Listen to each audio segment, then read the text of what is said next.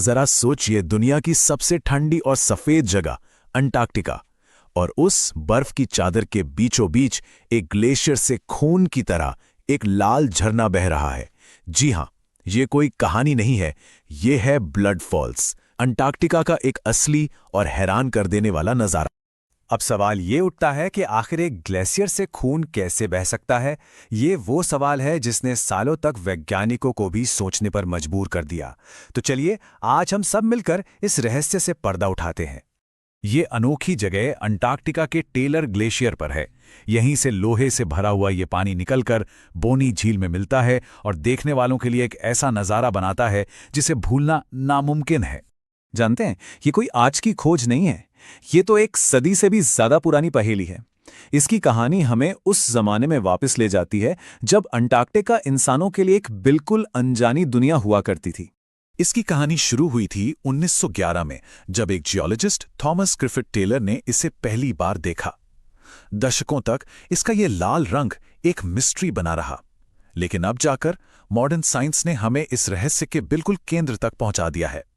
और वो केंद्र है ग्लेशियर के नीचे लाखों सालों से दबा एक बहुत बड़ा छिपा हुआ जलाशय।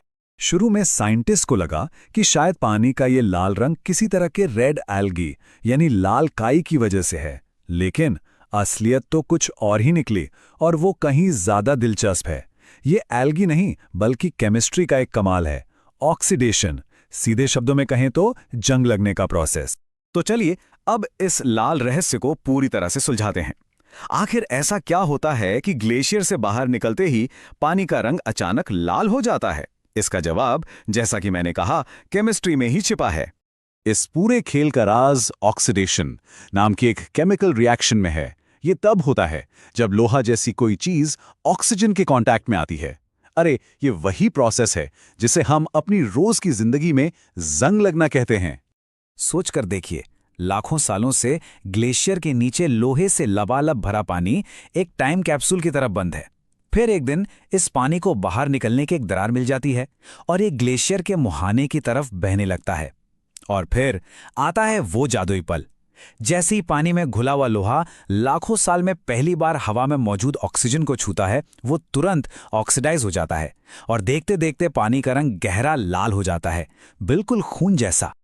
लेकिन रुकिए, कहानी सिर्फ लाल रंग पर ही खत्म नहीं होती। असल में इस लाल पानी के पीछे एक और भी बड़ा और शायद ज्यादा जरूरी रहस्य छिपा है, और वो है बर्फ के नीचे पनपता हुआ जीवन।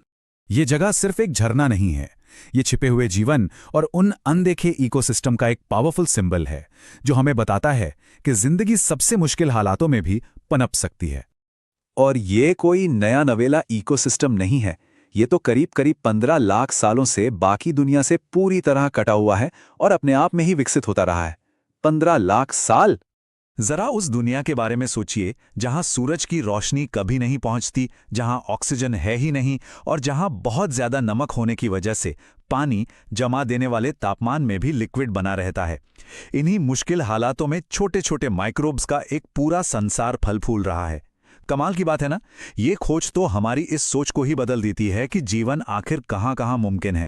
और यहीं से ये कहानी अंटार्कटिका से निकलकर अंतरिक्ष तक पहुंच जाती है।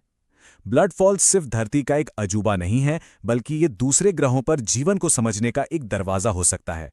वैज्ञानिक इसे अर्थ एनालॉग कहते हैं। अर्थ एनालॉग का मतलब है हमारी ही धरती पर एक ऐसी नेचुरल लैब जो हमें ये समझने में मदद करती है कि मंगल ग्रह या बृहस्पति के बर्फीले चांद यूरोपा जैसे बेहद मुश्किल माहौल में क्या हो सकता है। मतलब जब हम ब्लड फॉल्स के इकोसिस्टम को स्टडी करते हैं तो हम असल में ये समझने की कोशिश कर रहे होते हैं कि मंगल की सतह के नीचे नमकीन पानी में या यूरोपा जैसे बर्फीले चांद के छिपे हुए महासागरों में जिंदगी कैसी दिख सकती है।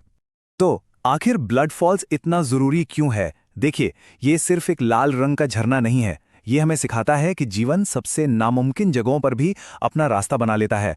ये क्लाइमेट चेंज को समझने में हमारी मदद करता है, और सबसे रोमांचक बात यह है कि ये हमें ब्रह्मांड में कहीं और जीवन खोजने के लिए एक ब्लूप्रिंट देता है। अगर जिंदगी धरती पर इतनी अंधेरी, ठंडी और अकेली जगह पर पनप सकती है, तो जरा सोचिए इस ब्रह्मांड के विशाल अंधेरे में वो और कहां-कहां छुपी हो सकती है।